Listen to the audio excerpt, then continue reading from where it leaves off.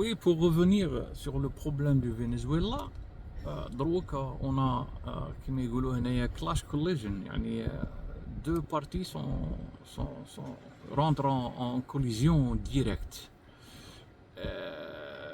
La décision précipitée de la Maison Blanche pour attaquer Maduro et prendre le pétrole pour rien, et les conventions entre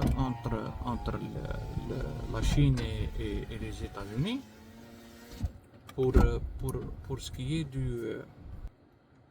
est c'est-à-dire du prêt, c'est-à-dire la dette du Venezuela envers la Chine, où la Chine a entrepris déjà le troc, c'est-à-dire acheter le pétrole, prendre le pétrole pour alléger la dette du Venezuela. Maintenant, la Chine se voit face à face aux États-Unis, avec les États-Unis fait Venezuela. Maintenant, c'est ce qu'on va voir, comment les forces vont s'embraser et qu'est-ce que ça va donner. Alors, c'est ce qui m'importe le plus, parce que je crois que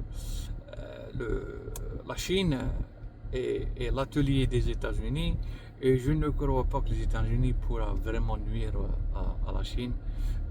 C'est la deuxième force économique mondiale, non pas juste cela, mais si on voit l'armada militaire qu'elle a développée, si on voit l'économie qu'elle a développée, si on voit les dettes qu'elle a, c'est-à-dire que les autres pays ont envers elle, c'est vraiment une force indépendante qui pourra vraiment dire son mot في المحافل الدولية.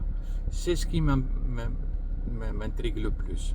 مدروك الامريكان يبغي يدخل على n'importe quel pays, ريبوبليك بانانيير ولا عندها شويه قطره تاع زيت ولا، mais c'est ce qu'on va voir على كل حال.